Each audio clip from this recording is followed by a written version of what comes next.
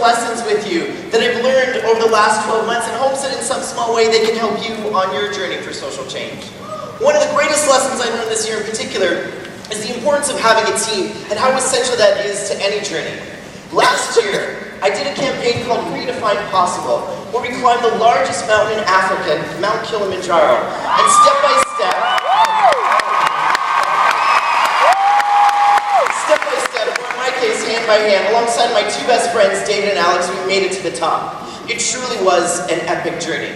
And this year we decided to do something a little bit closer to home. We embarked on an 11-day journey walking from Edmonton to Calgary to raise more awareness and funds for clean water. And again, support, teamwork, and a lot of laughter were essential to our success. Now, believe it or not, this was much harder than Kilimanjaro. We were doing 30 kilometers a day, which is roughly 3/4 of a marathon every single day. My body was so sore, I would have to rest one arm on the seat of my wheelchair and push with the other. There were days they didn't think I could keep going. There were days they didn't think I could take another step. But not only did I have my two best friends, but we also had Mama Leia and Mama Monica, who had traveled all the way from Kenya to join us on part of our journey. And these were two women that would benefit from the clean water projects in their community. Now, one morning in particular, I woke up and I had the flu, and I thought, how am I ever going to walk today?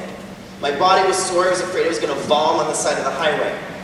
But in those moments when I wanted to give up, I thought back to the mamas and their determination, and the challenge they face every single day just to collect water. And with that inspiration and the help of my two best friends, I kept going, day after day. And I was so glad that I did. With any journey for social change, you're going to need a team of genuine support, and I truly believe this can only come when you know why you're tackling that issue, why that issue is important to you. Getting involved simply because it's the right thing to do isn't enough. You have to have the why, which is the next lesson that I want to share with you. This summer I had the opportunity to lead a Meet-a-Wee youth trip to Ghana. We were working in the community of Asemco, where Free the Children is just starting to lay the foundation for Adopt a Village.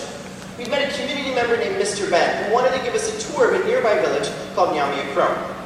He told us that the palm oil industry was important to the region, and he wanted to show us how it was made.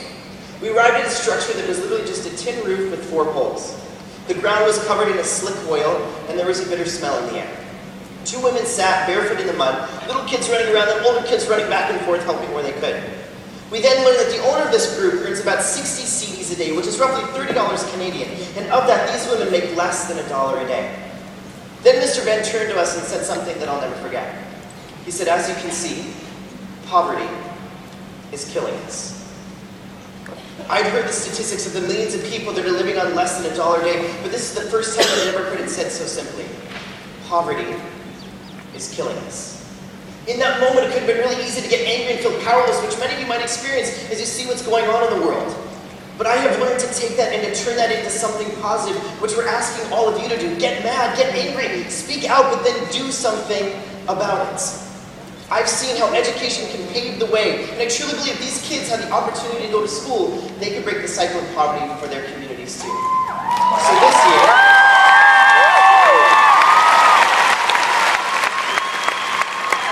what's next? Well, I'm glad that you asked. Thanks to our incredible friends at RBC, I'm doing something called the We Create Change Tour, where I'm going to be doing a road trip across Canada, east to west, in the name of the 57 million people who are still denied access to education. We're going to be joined from some of our friends on the We Day stage, and Roby, you'll join us for Free the Children's Year of Education and helping us build 200 more schools and communities around the world. And the last lesson that I want to share with you is there's still work to be done. There's still people that need our help. They need you, I need you, and the world needs you.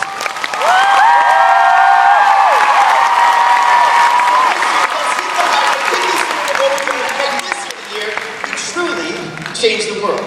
Now, Free the Children will be supporting the Year of Education with the launch of the ABC Education Rafiki. For each Rafiki purchase, a child will receive the school supplies they need for an entire year. I'll throw it over to co-CEO of Me2Me, Roxanne Joyal, to tell you more.